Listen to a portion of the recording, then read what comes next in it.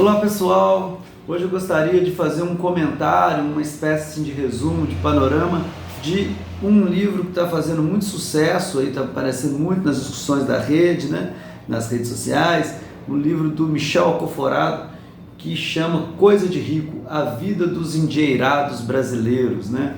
O Michel Alcoforado, ele é um antropólogo e fez uma pesquisa muito interessante nessa perspectiva, né, da antropologia, que é de estudar aqueles, vamos dizer assim, que estão no topo da pirâmide ali, né? Coisa de 1% ou 0,01% da população mais rica do país, o que ele vai mostrando alguns dados, né, nos informando disso, né, o que é de certa maneira raro na antropologia, né? A maioria dos estudos antropológicos, eles têm como objeto assim a população mais marginalizada, né? Como se fosse assim, o pesquisador estivesse quase sempre habituado a pesquisar, a investigar uma população que estivesse mais marginalizada do que ele, né? Enquanto pesquisador, intelectual, acadêmico e tudo mais. E aqui acontece o contrário, né? Ele estuda o grupo mais privilegiado, né?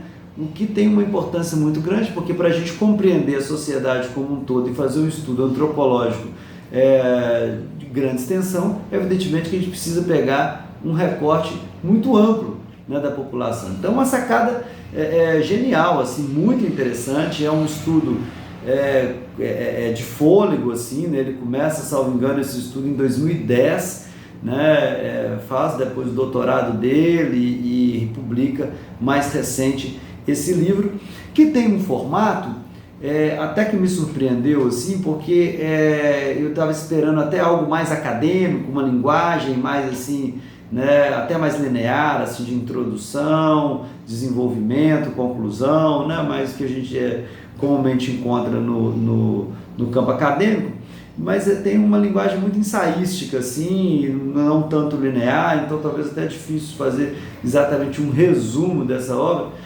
Estou me propondo talvez fazer mais uma apresentação do que exatamente um resumo, né?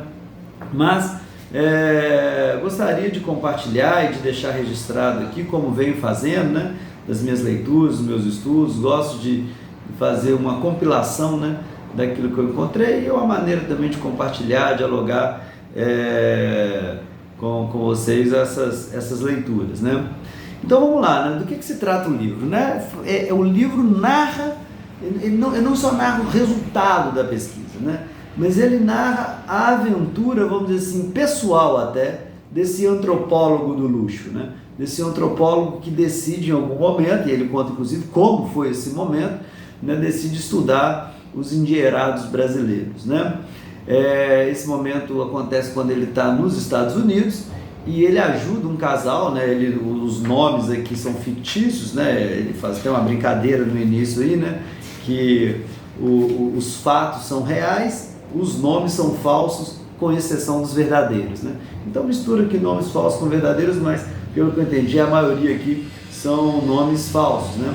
Então ele dá o nome aí um casal, Claudete e o Mário Jorge, né?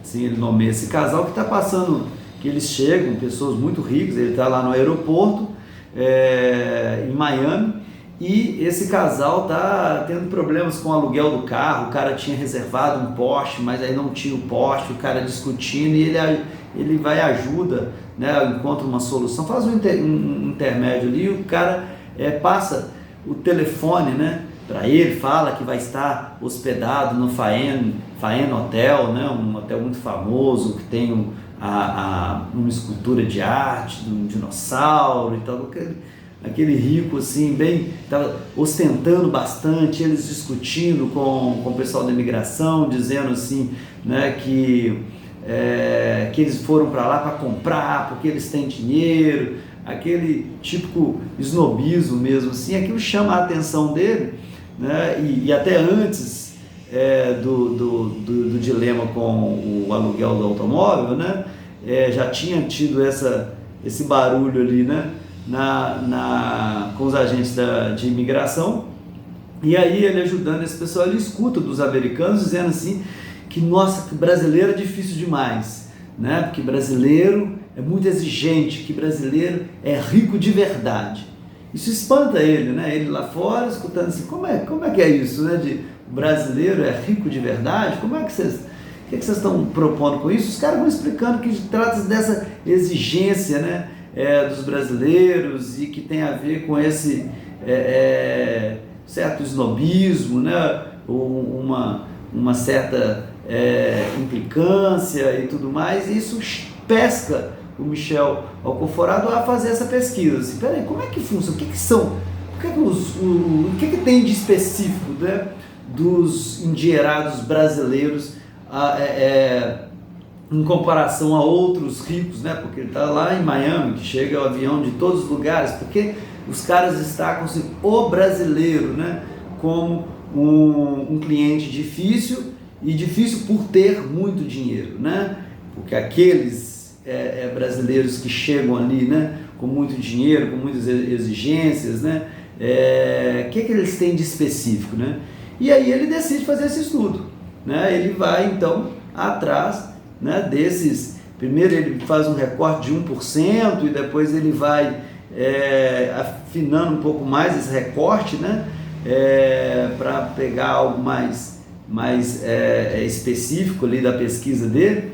Mas é interessante, né? Ele vai pesquisar então esses endinheirados de um país extremamente desigual, né? Ele apresenta esses dados logo no início e na introdução dele, né, citando a obra do Pedro Ferreira de Souza, né, Uma História de Desigualdade, a concentração de renda entre os ricos no Brasil, né, que pega um período de 1926 até 2013, ou seja, um longo período, né, que teve ditadura, teve mudança de moeda, tudo isso, e a desigualdade de renda se manteve, né, em patamares altíssimos, sem muitas oscilações, né, mesmo com todas as mudanças políticas e econômicas que houve aí, né? E ele diz, né, a fatia da riqueza nacional do 1% mais rico não teve tantas alterações, não arrefeceu, né, mesmo com todas os atravessamentos aí desse quase um século aí, né? Então ele dá um destaque aqui, né, por exemplo, a gente tem uma noção dessa desigualdade, né? Em São Paulo, cidade mais rica do país, em 2000, 0,01% dos mais endinheirados embolsava R$13 a cada R$100 ganhos na cidade. Isso em 2000. 10 anos depois, 2010, né, o saldo foi impressionante. Entre salários, aluguéis e investimentos, a elite econômica detinha R$20 de cada R$100 ganhos na cidade, 20 ia para esse 1%, né? Então esses endinheirados, ele está tentando entender a especificidade desses ricos nesse país, né, subdesenvolvido, nesse país marcado por essa desigualdade social, né? E uma das diferenças que ele já estabelece ali nesse diálogo com os americanos ali, né, é que os brasileiros ricos, né, eles se colocam como conquistadores, né? Eles conquistaram algo, eles não exatamente construíram, né? Então ele faz essa diferença que me parece interessante para a gente entender o fenômeno, né, de pensar assim, o brasileiro enquanto não exatamente aquele que constrói, né, e muitas vezes até coletivamente, em jogo ali com sociedade ou Estado, parceiros, né, mas aquele que conquista um direito quase, né? Isso ele marca muito durante todo o livro, né, que a riqueza no Brasil é como se fosse um passaporte, um acesso a um mundo específico, né? E daí as coisas de rico, ele vai dando esse destaque, né, ao longo da obra, que as coisas são até mais valorizadas do que o dinheiro em si, né? Porque é essas coisas que abrem portas, oportunidades, né, de quem conquistou um espaço dentro de uma elite, e não exatamente de quem construiu um patrimônio e que ele vai poder ficar confortável, etc. Então, mas alguém que conquistou algo, né? E justamente por ter conquistado é que exige, né? Ele cita esse casal lá, Claudete e Mário Jorge, discutindo e dizendo, né, o pessoal da imigração perguntando, o que vocês vieram fazer aqui?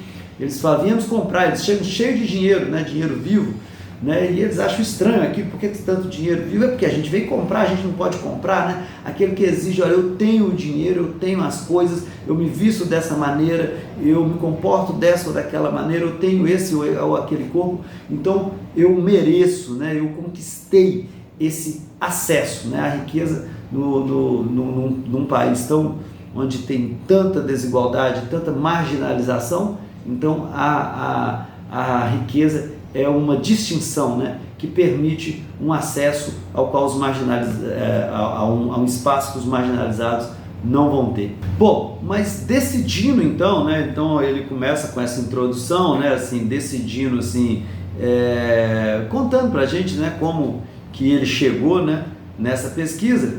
Então começa as dificuldades, né, porque o acesso, se esse acesso, então vamos acompanhando, né, se a riqueza tem a ver com esse acesso a um grupo, a uma elite, né, a um espaço que os outros não têm, né, e essa marca de diferença ela é muito importante, então como que o pesquisador vai ter acesso? Sendo que o pesquisador não exatamente é um endinheirado ou faz parte desse 1% da população mais rica do país, ou do 0,01%, né, como ele vai alterando aí ao longo da pesquisa dele, né, vai diminuindo essa faixa para especificar melhor de quem ele está falando, né? Mas o pesquisador não faz parte, então o pesquisador não tem acesso, né?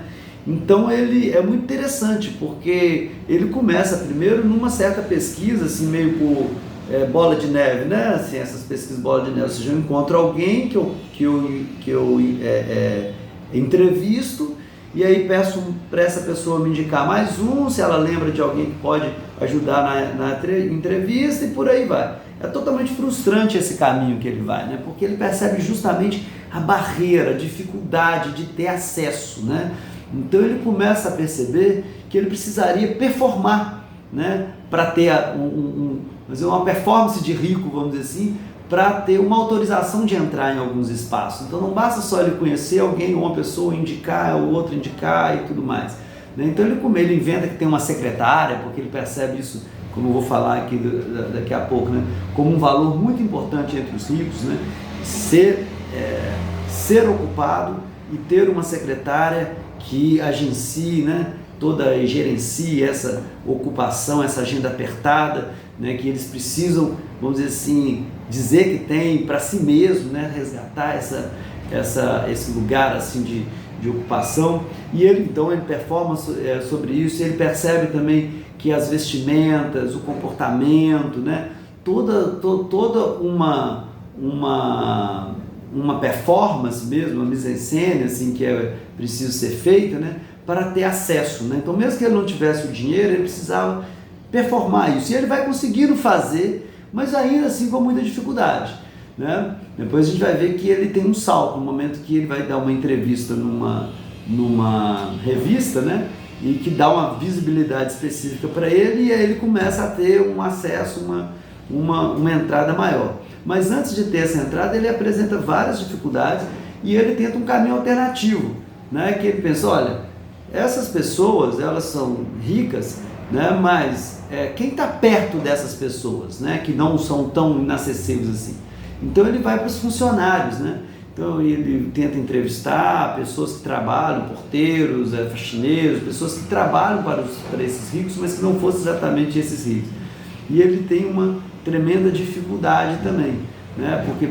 Porque tem uma certa blindagem, né? Um medo muito grande de revelar, e até questões de segurança mesmo, né?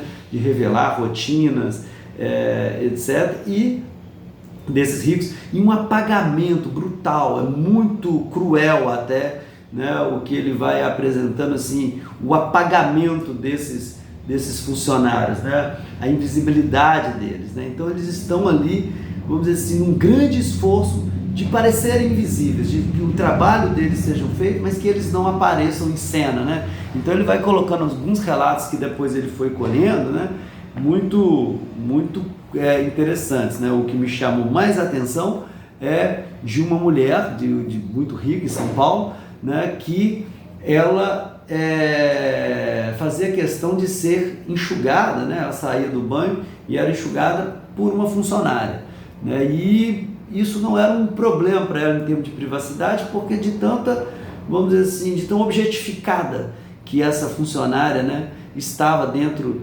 da percepção dessa mulher, né? Ou seja, não tinha um problema ela ver a nudez, né, da patroa e tudo, porque era uma pessoa totalmente, vamos dizer assim, servil a essa função, a essa patroa, né? E o que chama a atenção no relato do Michel é que essa mulher, ela media, ele brinca assim, que essas funcionárias serviam de termômetro, né, para essa patroa também, porque ela, nos comentários que ele ouve dela, né, ela dizendo para as amigas a queixas em relação à temperatura da cidade a partir dessa experiência de ser enxugada, né? Então ela dizia assim: nossa, o frio está frio demais, eu estou precisando de 2 funcionárias, né? Estou precisando de 2 empregadas, estou precisando de 2 pessoas para me enxugar, né? Ou seja, como era frio, então o número se tivesse muito frio, vai para 3, né? No calor, uma só bastava, né? Para secar ela rapidamente e ela não sentir o frio, né? Então, assim, ele vai relatando, né? Ele pega um recorte também do próprio livro do Fernando Henrique Cardoso, o livro, né? Fernando Henrique Cardoso é um intelectual na política, em que o próprio FHC diz, né? Foi tratado, né? Dentro dessa cultura, né? Da elite paulista, da elite brasileira, né? E que foi a Ruth Cardoso que de certa maneira estimulou ele a chamar, né, os funcionários assim, pelo nome, a respeitar os funcionários, né? No livro aqui o Michel fala assim: até então, quando FHC, né, precisava se hidratar, ele só se preocupava em dizer tenho sede, repetia tenho sede, e rapidamente um empregado de uniforme sem nome corria para o servir, né? Então esse depoimento do próprio Fernando Henrique também entra no livro aí como uma ilustração, né, desse apagamento, dessa invisibilidade desses funcionários, muitas vezes muitos funcionários, né, porque tem toda uma estrutura ali, apagados, invisíveis, e que dificultou ainda mais o acesso do Michel aos seus, vamos dizer assim, entrevistados, ao seu objeto de pesquisa, né? Mas enfim, em algum momento, Michel entra, né? Ele relata isso, né? Ele fala que ele foi fazendo essas entrevistas, tanto com pessoas, né, muito ricas, como também com funcionários e toda essa dificuldade, mas tem um ponto de virada que é a fama, né? Primeiro ele começa a perceber que para ter acesso ele precisaria performar uma certa riqueza, e aí ele investe em roupas, fez aulas de etiqueta, todas essas questões assim, né, para ter esse acesso ao mundo dos ricos, e foi passando por algumas testagens, né? É muito interessante como ele vai falando dessas testagens, né? Como que nos primeiros contatos ali com algum endinheirado, ele sentia na conversa uma certa, vamos dizer assim, uma entrevista mesmo, né? Um certo teste de reconhecimento, né? Assim, você pode ou não entrar, né? Ele divide em pelo menos 4 pontos esse teste, né?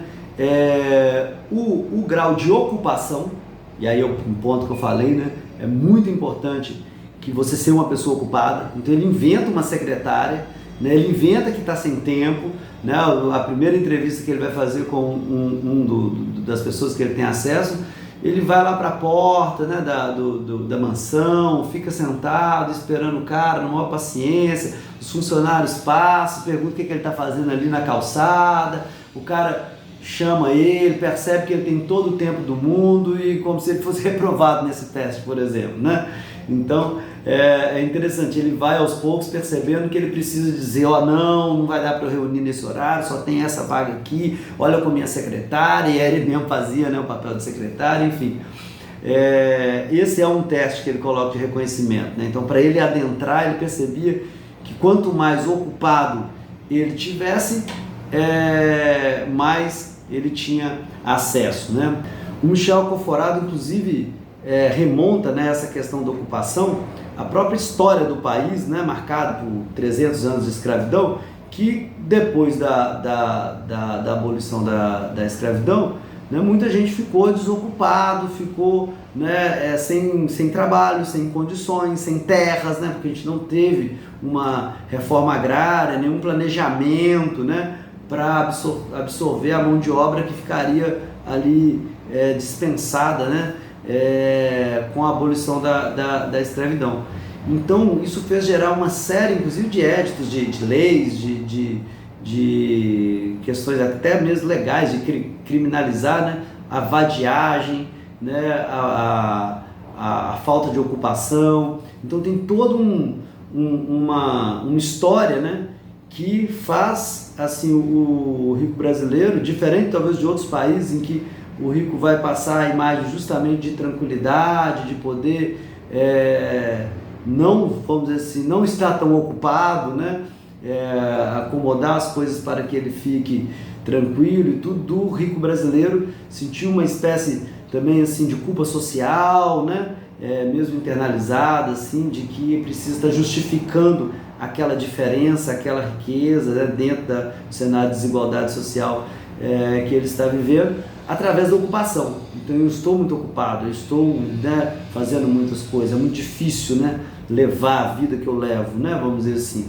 E essa ocupação ele divide em 3 grupos, né, que ele coloca assim importantes ali, que é os ocupados em criar um novo eu, principalmente ele está falando aí daqueles que ficaram ricos, né?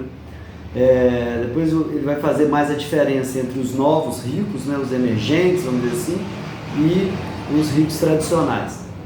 Mas no momento que a pessoa ocupa uma posição de riqueza, né, ela tem um grande esforço de criar um novo eu, né? Então ela vai fazendo aulas, né? Ele cita essa mulher Claudete, né, lá do Claudete Mário Jorge, que ele encontra no início do livro, viajando, fica amigo deles de certa maneira, frequenta a roda de amizade deles. Ela querendo aprender inglês, aula de etiqueta, né, indo para a academia, porque é um grande valor também, principalmente para essa sinalização, vamos dizer assim, mais interna, né, para os de dentro ali, né, a questão da magreza ou do corpo, né, esbelto e tudo mais. Ela tem um esforço para construir esse novo eu. Isso de fato ocupa muito tempo, vamos dizer assim, né? E uma outra categoria que ele nomeia são os ocupados desocupados, né? Ele chama aí para dizer que foi, depois em entrevista ele fala que foi talvez o que deu mais problema para ele, né, de críticas e tudo, né, porque ele considera, né, esse grupo de ocupados, estão sempre muito ocupados, mas que não exatamente estão fazendo nada, né? Estão sempre assim com um livro para lançar, né? Um artista plástico que está ali estudando, que vai fazer uma apresentação, né? Ou que vai ainda fazer um trabalho, que está sempre, vamos dizer assim, por volta, né? Vamos dizer assim, em fazer alguma coisa, está sempre com algum projeto, mas que nunca tem exatamente uma ocupação, né? Ele chama assim de ocupados desocupados, né?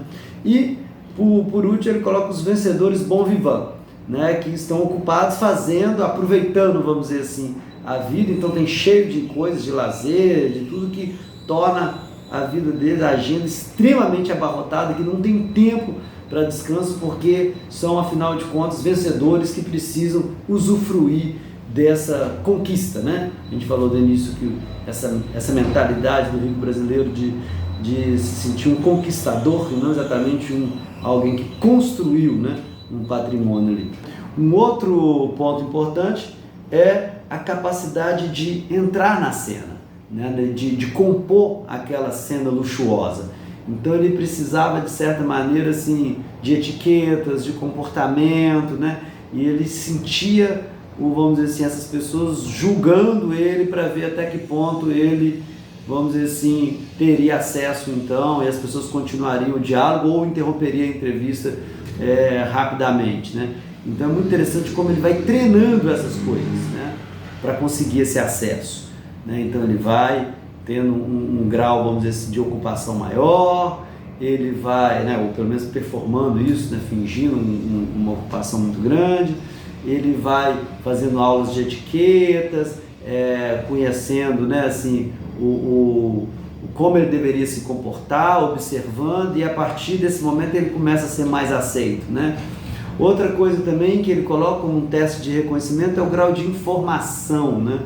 Então ele percebia que na conversa com os ricos, eles iam soltando informações para ver a reação deles, se eles sabiam ou não. Então citava nomes, seja nomes ou de algum artista ou de algum famoso, né, que às vezes era chamado pelo apelido, né, para mostrar um grau de intimidade, para ver se ele também reconhecia, tinha intimidade com essa pessoa, ou de números, né, o grau de informação assim de investimento, né, de riqueza, para ver se ele se assustava com os números de dinheiro que estavam sendo mencionados, né, ali com os cifrões que estavam sendo ditos, né, e o grau de prontidão, que é outra coisa que ele disse ser muito importante também, né? Então assim, que de certa maneira até se contrapõe com essa ocupação, mas como essa ocupação, ela, segundo ele, né, ela é muito relativa,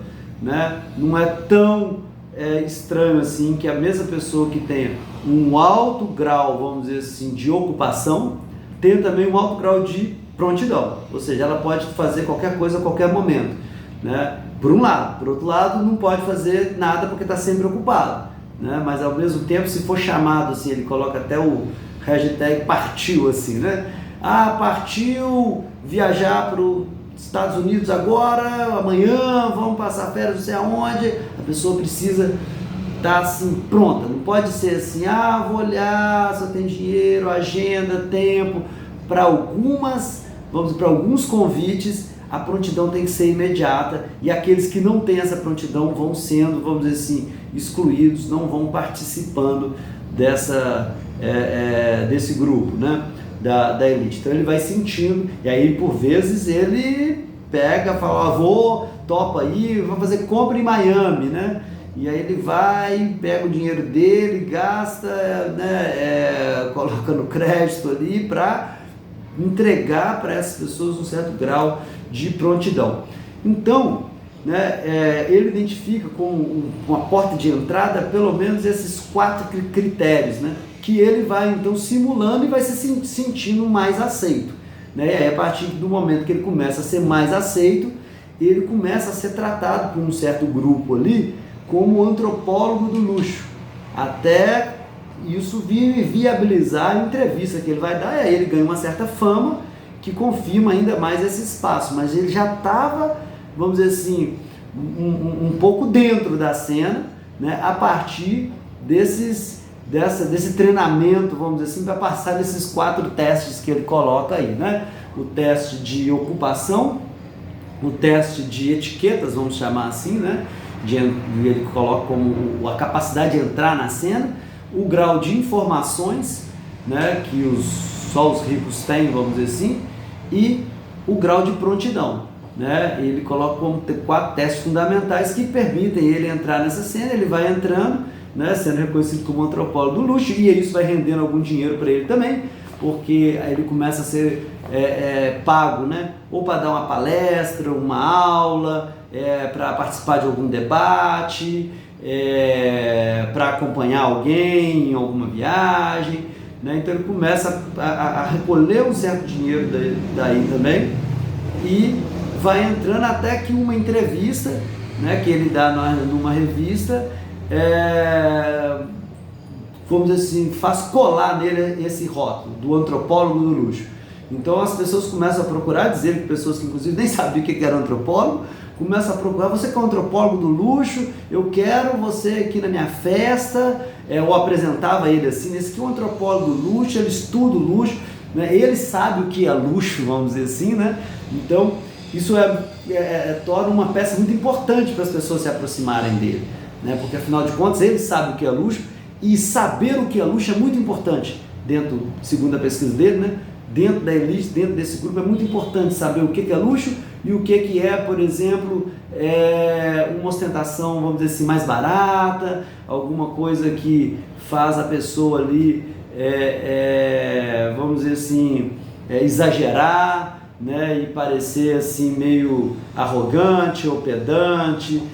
metido à besta, né? Ele coloca a expressão que ele usa, se não me engano, é essa, né? Você tem que ostentar de certa maneira, mas não pode ser metido à besta, né? Você precisa impor uma certa diferença dentro de um certo, vamos dizer assim, de uma certa dinâmica complexa, né? E que aí você se apresentar como antropólogo do luxo, por mais que ele não tivesse ali exatamente para responder isso, né, acabou dando para ele uma certa penetração nesse grupo, né? Porque afinal de contas, para eles é muito importante saber, né, o que é o luxo, o que é que deixou de ser luxo, né? Porque tem um jogo muito sutil. Então ele tem uma sacada muito interessante, né? Que ele diz assim, que muitas vezes pessoas muito ricas são tidas exatamente como aquelas que não precisam ostentar tanto, né? Porque não estão lá pendurados com cordões de ouro, como muitos emergentes vão colocar, né? Ou uma marca gigante, uma marca muito cara, gigantesca ali na blusa para mostrar que tem aquele dinheiro. Ele percebe como que tem dois tipos de ostentação muito diferentes, né? O que é ostentar para fora do grupo, e aí uma ostentação que mais, vamos dizer, se chega perto disso que eles chamam de metido à besta, né? Que às vezes é inclusive criticado dentro do grupo, né? E o que é uma ostentação para os de dentro, né? Então ele separa muito assim, né? Os de dentro e os de fora. O que é sinalizar algo para os de fora e o que é a pessoa que está muito inserida já ali dentro, que não tem preocupação nenhuma de ostentar para o de fora, mas ostenta para os de dentro. Como que ostenta para os de dentro? Não é exatamente com o símbolo de uma marca, mas com o corte da roupa, o tecido que é usado, né? Então, vários detalhes que quem está de fora talvez nem vai perceber e vai dizer, olha, aquela pessoa se veste de maneira casual, por exemplo, né? Mas que para os de dentro comunica, né? A sola do sapato, né? Ele cita um sapato, né? Muito chique, Louboutin, né? Alguma coisa mais ou menos assim, que a sola vermelha do sapato, né?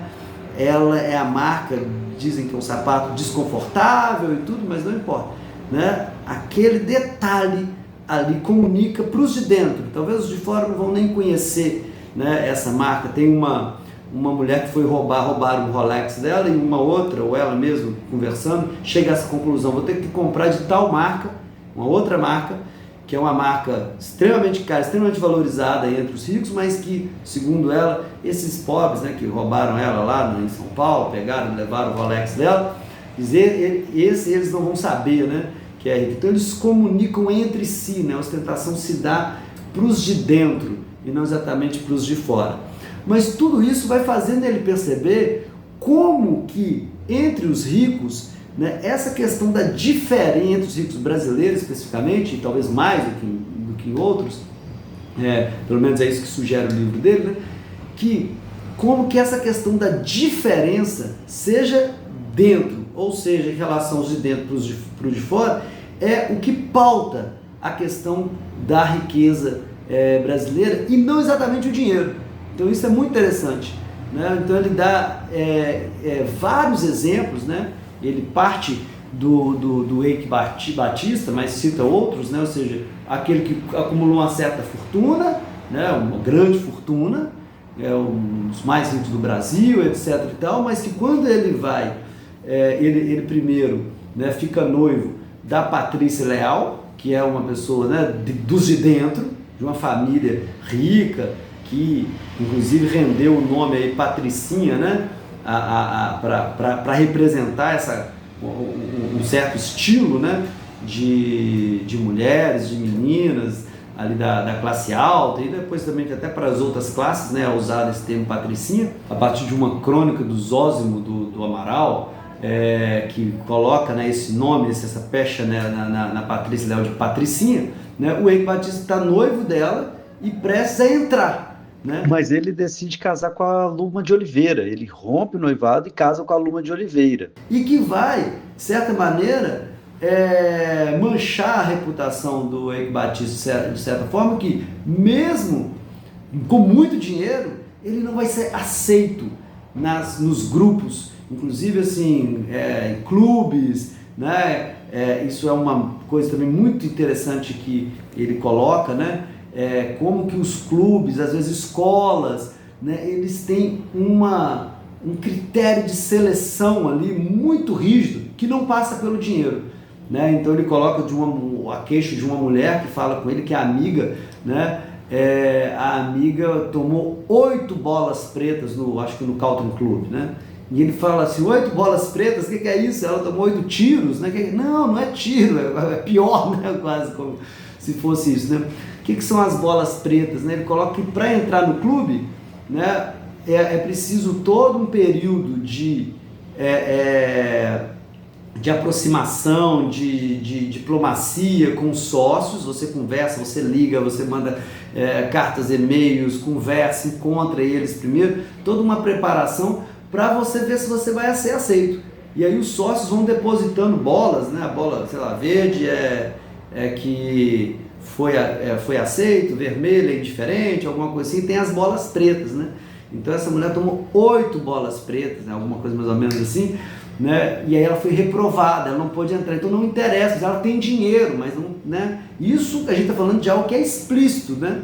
Mas como que tem várias outras questões que, né, na matrícula numa escola, etc e tal, que não é exatamente explicitado isso, mas o que é levado em conta é se você está dentro ou não, né? E não exatamente o tanto de dinheiro que você tem. Então o Eike Batista, por exemplo, tinha muito dinheiro, mas ele não figurou numa revista, né, que chamava Sociedade Brasileira, que ela ia elencando o nome, né, das famílias, das pessoas, né, que fazem parte dessa elite. E aí não adiantava ele ter dinheiro, ele não ia figurar dentro daquela revista, porque ele, vamos dizer assim, queimou o filme dele, né, dispensando a Patrícia Leal para casar com a irmã de uma atriz, né, e que tinha, de certa maneira, outra fama, um outro padrão ali, assim, para essas pessoas reprováveis, assim, né? Ele fez a escolha errada, vamos dizer assim, né? Então o Michel Conforado vai falando um tanto de fenômenos que vão acontecendo na elite brasileira, que mostra isso, né? Que por mais dinheiro, então aí entra questões raciais, étnicas, né? Da cor da pele, da forma como a pessoa fala, né? Da rede de relacionamentos dela, né? Então ele vai trazendo todas essas questões para mostrar como que essa diferença ela não se dá apenas pelo dinheiro, né? Mas então para ele essa marca de diferença ela é muito importante, né? E ele foi sentindo isso ao longo da pesquisa de uma maneira muito interessante, que acontecia o seguinte, mais ou menos assim, né? Ele ia visitar alguém que era muito rico, que ele estava lá impressionado com aquela pessoa, e de repente ele conta isso em algum lugar do Nordeste que ele está, né? Ele pega uma lancha e sai com a lancha e passa na frente, já estava na casa de um cara muito, muito, muito rico, passa na frente da casa de um cara que tem como se fosse um estacionamento, um elevador de lanchas, né? O cara tem um cara muito rico também, e esse que ele está na casa e fala assim, aquele é rico de verdade, aquele lá é rico de verdade mesmo, né? Não sou eu, né? Aí aí o cara acena para eles, convida ele se apresenta lá, o cara apresenta ele como antropólogo do luxo, tudo isso mais, e ele está lá na casa do cara e chega o genro do cara e a filha dele, né? Chegam de helicóptero, pousam lá para almoçar com ele e vão voltar para São Paulo depois, no mesmo dia, e o próprio cara da casa diz, esses são ricos de verdade. Então é mais ou menos isso que vai acontecendo, e ele vai percebendo assim, como que tem uma questão de diferença, né? Essa marca da diferença pauta a riqueza ali, né? Então tem um grande esforço, né? Para marcar essas diferenças, dos de dentro, né? Os de fora, quem é que vai entrar na revista, quem é que vai matricular o filho em tal escola, quem vai ser sócio do clube, né? Então, por exemplo, ele conta um caso também interessante de quando o Lula foi eleito, o Lula e o Celso Amorim, né, fizeram um planejamento da diplomacia brasileira, né, que tivesse representantes, né, embaixadas do Brasil em vários lugares do mundo. Ele diz, né, que passaram então de 25 embaixadas do Brasil, mundo afora, né, foram abertas 100, né? E aí para isso aumentou o concurso, né, para diplomata, embaixador, e foi, vamos dizer assim, saindo um pouco daquele grupo mais seleto, né? Que também ali tinha algo de casta semelhante ao clube que você vai matricular, vamos dizer assim, a escola do seu filho e tudo mais, né? Os embaixadores eram muito comuns assim, serem o pai, o filho também, diplomata, embaixador, né? Ser uma coisa quase de pai para filho, assim, né? E quando há essa abertura do governo Lula, que é marcado principalmente pela turma de 2008, né? Ele conversa com 2 embaixadores, os embaixadores fazem esse recorte, né? Mas essa aí é de qual turma?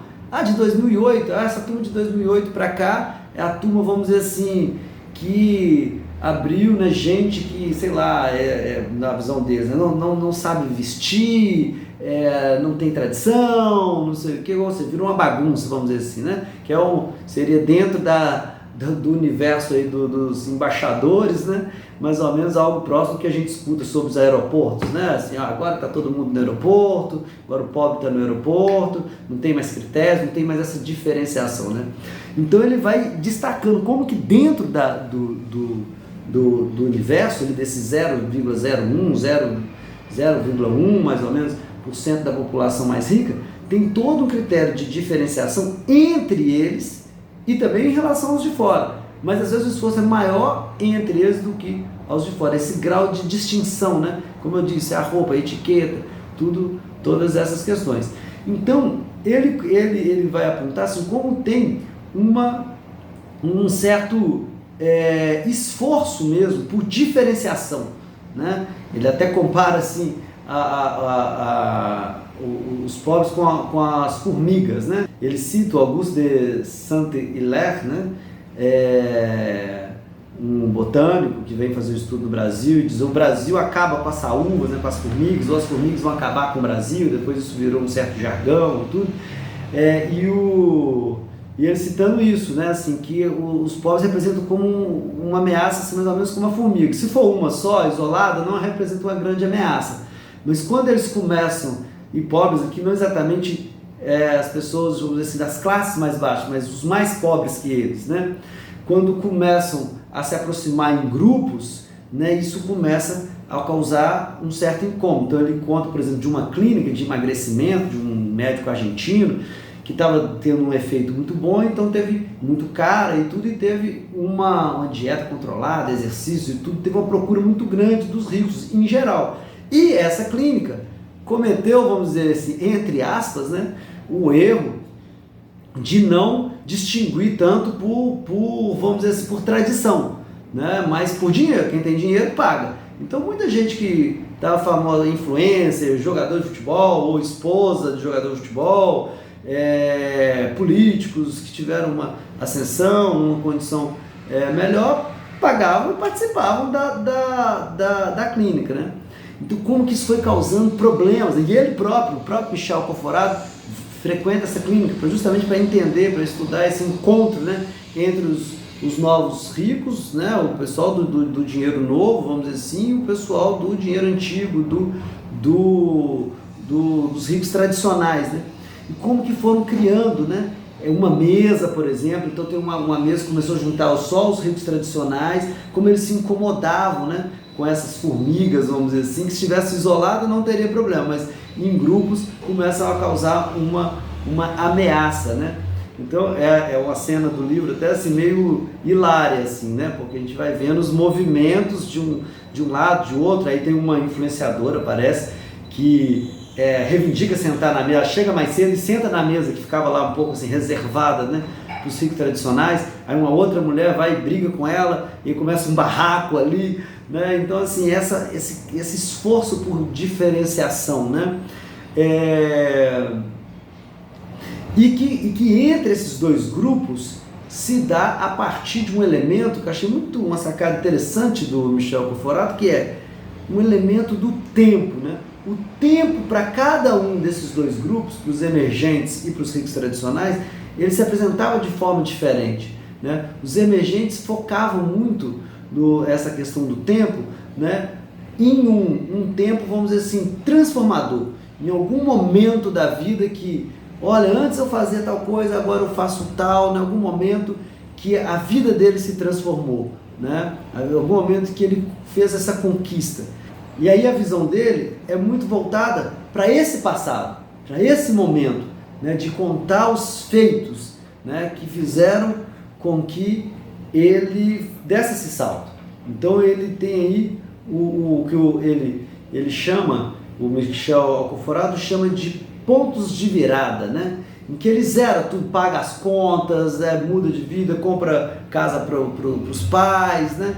Bem uma história assim, a gente vê muito nos noticiários assim, sobre, né? Você tem jogadores de futebol, porque é uma profissão onde esse salto acontece de maneira muito rápida, né? O cara ganha um dinheiro às vezes muito escasso ali e de repente é um milionário, bilionário e tudo mais. Né? Então eles destacam esse ponto de virada, né? Então ele chama esse tempo de um tempo transformador. Enquanto os ricos tradicionais, a relação deles com o tempo é com um tempo legitimador, aquele tempo que legitima eles, né, a serem ricos, a estar presente ali. Então é como se os emergentes focassem no tempo de virada, no ponto de virada que eles passam a ter acesso àquele grupo.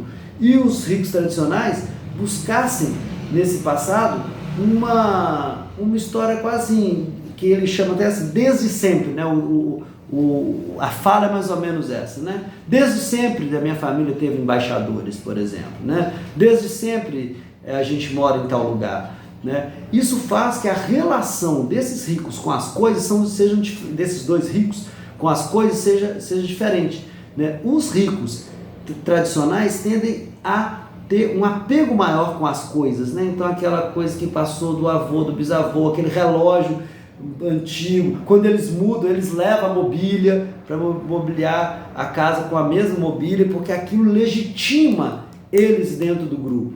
Enquanto os ricos emergentes, os novos ricos, eles vão dizer, legitimam também, mas a partir do tempo transformador, né? Então, quando eles mudam de casa, eles trocam a mobília toda, eles compram tudo novo, para mostrar assim, ó, aqui eu avancei um degrau a mais, agora eu vou ter mais acesso. Em relação aos corpos, né, inclusive faz essa diferença, né, dos emergentes para os novos ricos, ó, os emergentes para os ricos tradicionais, que também em relação aos corpos, os novos ricos buscam um corpo muito, vamos dizer assim, muito performático, né? Corpões, vamos dizer assim, né? Um corpo que ele nunca teve, né? Você olha e diz, olha, você adquiriu esse corpo, né?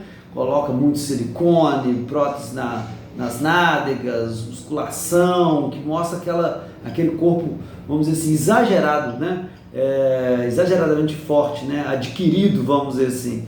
Enquanto os ricos tradicionais são super preocupados com o corpo também, com estética, mas buscam uma estética que dá a impressão assim de que esse corpo você sempre teve, né? Esse é o corpo que eu sempre tive, esse é o corpo que me vamos dizer assim, de direito, né? Não é que eu vamos dizer assim, que eu tive acesso agora, né? É esse corpo que eu sempre tive, desde sempre, que marca muito, né?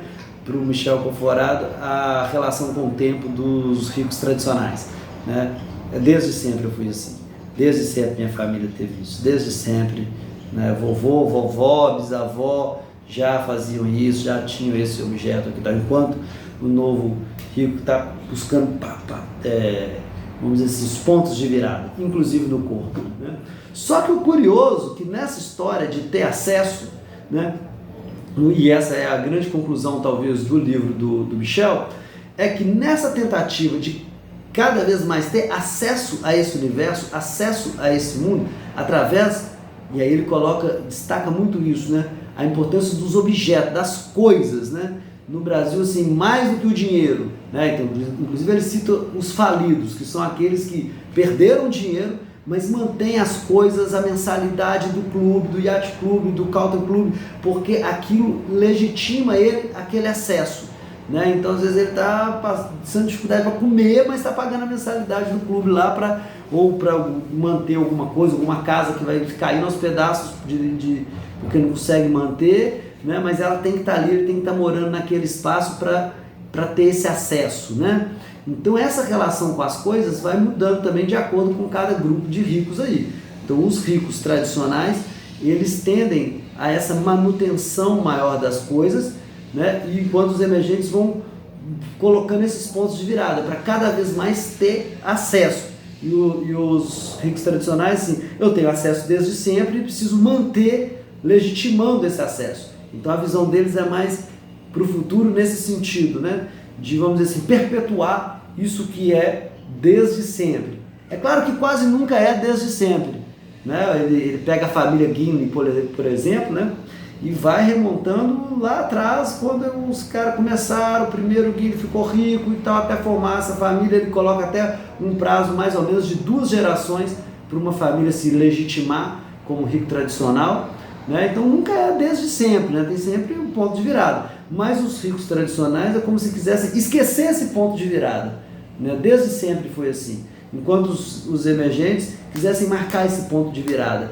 Foi a partir de tal história, a partir de tal ano que isso aconteceu, e ele vai renovando esse ponto de virada a cada aquisição, a cada novas coisas que ele adquire, enquanto o rico tradicional quer manter as coisas para justamente lembrar a todos que é desde sempre que teve aquele, sei lá, aquele quadro na sala, aquele tapete persa, aquele isso, aquilo, etc. e tal.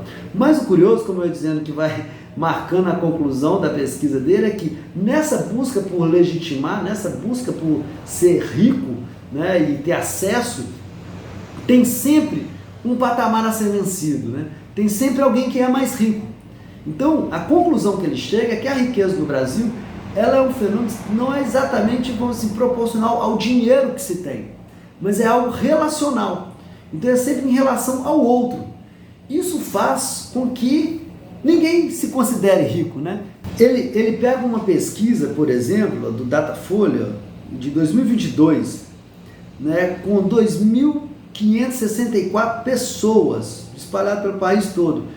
E os dados mostram o seguinte: 70% dos brasileiros se consideram de classe média baixa ou pobre. 70% classe média baixa ou pobre. 29% acreditam fazer parte das camadas médias ou médias altas. E 0%, olha só que doido, 0% se diz rico, né? Por quê? Porque a riqueza é tão pautada nessa dinâmica da diferenciação com o outro, que sempre tem alguém que esse é rico de verdade, né? Que é a saga que ele vai contando na própria pesquisa dele, porque ele vai pesquisando e vai acontecendo mais ou menos isso, né? Então tem sempre um mais rico, porque como é relacional, não tem tanto a ver com quanto dinheiro você tem, né? Nenhum brasileiro, 0% dessa amostra aqui pelo menos, né, se considerou rico. Ele pega uma entrevista também da Luísa Trajano, né, da Magazine Luiza e tudo, e entrevista dela no Roda Viva, o estranhamento dela, assim, né, de, olha, a mulher mais rica do Brasil, eu não, tipo, como se, não exatamente que ela diz assim, eu não sou rica, né, mas que na entrevista você sente, assim, o estranhamento, né, assim, quero passar uma coisa, óbvio que você é muito rica, né, mas é interessante, assim, como tem um estranhamento, como o brasileiro tem uma dificuldade de se ver como rico, porque olha para essa questão da riqueza de uma maneira muito relacional, né? Então, relativo a uma outra pessoa, né? Eu sou pobre, tem um caso que ele conta também, um casal que está divorciando, é muito interessante que ele descreve todo o processo de litígio do divórcio, né? As brigas, as frações, assim, de a mulher querendo 2 milhões, né, para ela sustentar uma vida confortável, segundo ela, não é exatamente de luxo, né, porque assim, é para ela manter o padrão, né, só com um padrão que ostenta para os de dentro ali, né, então assim, ela é de 2 milhões por ano, né, e aí ele, considerando, o marido considera isso um luxo, aí não quer pagar, né, a própria renovação, tratamento do silicone para ela, né, ele começa a considerar um absurdo, sendo que foi ideia, inclusive, dele, né? Parece que ele isso, ela alega isso no processo, né? Que quanto que ele incentivou e ele queria, ou seja, como que em algum momento ele não considerou luxo, né, algo supérfluo, colocar o silicone, mas no momento que ela vai ter que manter agora, e ela colocou isso lá dentro dos gastos dela, ele considerou isso supérfluo, um luxo, né? Então como que essa variação também ela vai acontecer, o que é luxo, o que é supérfluo, a partir, né, de cada configuração, de cada contexto, né? Evidentemente, nesse caso marcado aí por essa questão da posse, do machismo, etc. e tal. Mas o caso que mais me chamou a atenção dessa separação, né, é quando a filha do casal, né, vai para uma escola, né, é uma escola de elite e tudo mais, de muito ricos, né, e uma das amigas convida essa menina para comemorar o aniversário de 15 anos dessa amiga, vai comemorar nos Estados Unidos. E aí o pai e a mãe, os dois estão separados, né, mas precisa de autorização, precisa do dinheiro, então como é que vai fazer e tudo mais. A ideia é ir na sexta-feira, ir para os Estados Unidos, a festa ser sábado à noite, domingo voltar e segunda ir na escola. E eles são muito, muito, muito ricos, eles ficam abismados com isso, né? E aí a mãe tem uma conversa com a filha, né? Que ele relata aqui no livro de interessante. Ele chama a filha e fala assim: olha, é o seguinte, nós somos pobres. Nessa escola, nós somos pobres. Né? Chama muita atenção isso, né? Porque, claro, diante de uma riqueza tão grande dessa, né? Eles são pobres, mas não são pobres porque não têm dinheiro, mas porque os endinheirados brasileiros se organizam muito a partir dessa diferença. E essa que vai ser a conclusão que o Michel Conforado vai tocar aí, né, chegar aí no doutorado dele. Inclusive ele explica isso de uma maneira interessante, né, porque ele atribui isso até à desigualdade social do país mesmo. Porque se tem essa concentração tão grande no 1%, então qualquer lugar não, né, mas muitos lugares do mundo, que você pega 1% da população mais rica, ele vai estar vivendo de uma maneira muito diferente das outras. Ele coloca isso aqui, né, ó. Se olharmos para 1% de outros países, eles devem morar em mansões, com empregados, etc., com uniforme, viajar primeira classe e tudo mais. Afinal, eles detêm mais dinheiro que os 99 restantes. Mas no país, no Brasil, né, apesar de algumas variações metodológicas, sabemos que aqui fazem parte do 1% todos os indivíduos com renda mensal acima de R$28 mil. Então a desigualdade é tão grande que na hora que você pega 1% mais rico, se você ganhar 28, e a pobreza é grande também, né? Se você ganha 28 mil reais, você já está fazendo parte da população do 1% mais rico. Isso que fez ele mudar a pesquisa dele depois, focando mais no 0,1 ou 0,01, acho que 0,01% da população mais rica. Né? Então, ele cita o Marcelo Medeiros, economista, que diz que um país atravessado por uma racional desigualdade é fácil confundir as camadas médias com os ricos. Então essa confusão das camadas médias com os ricos, né, é que causa essa impressão de que sempre o rico é o outro. Né? As pessoas acham que o 1% mais rico é formado por milionários, mas isso não é verdade. Os ricos são pessoas que você vê passar na rua todos os dias. Né? Então, ou seja, os ricos. Né? Mas dentro dessa parcela dos 1%, que ganha mais de R$28 mil mensal, né, você vai descendo essa parcela, e ali dentro uma diferença que também é muito grande, né, e que marca essa impressão, né, vai construindo essa impressão de que ali sempre vai ter um que é mais, que é ele é rico de verdade, que é a frase que o Michel Conforado escutou várias vezes na entrevista dele, né, dizendo: agora a gente vai encontrar com fulano, ele é rico de verdade. É uma frase que se escuta, né, segundo o Michel Conforado, dos endinheirados brasileiros aí. A conclusão dele é essa, né, de que a riqueza é algo extremamente relacional, por isso as coisas de rico, né, o nome do livro é esse, né, Coisas de Rico, né, com essa foto dessa xícara com ovo, né, em cima, toda estilosa também aí, né, essa coisa de rico é extremamente importante para ir diminuindo essas diferenças. E não exatamente o dinheiro, porque o brasileiro, na pesquisa dele, tem até um pouco de dificuldade de falar do dinheiro, né? De falar abertamente quanto que ganha, qual que é o salário, qual que é o rendimento. Né? O brasileiro não toca muito no assunto do dinheiro, diferente de outros países em que a fala sobre o dinheiro é mais fluida. Né? No Brasil não se fala do dinheiro, o dinheiro é algo meio proibido, meio sujo. Né? Mas para você ter acesso, você marcar essas diferenças, você apoia nas coisas, né? Nas coisas de rico. Então ele vai chegar nessa conclusão, que são nas coisas barra comportamento, barra ocupação, tá? Esse universo que não passa exatamente pelo dinheiro, é o que marca a riqueza no Brasil, de forma que a riqueza é extremamente relacional. Ela tem a ver com uma ilha, um condomínio, né, qual você participa ou não, né? Ele cita, inclusive, o Christian Dunker, né, que escreveu, pesquisou, né, a lógica de condomínio, né, da sociedade brasileira como um todo, mas evidentemente que entre os mais ricos tem um peso maior, né?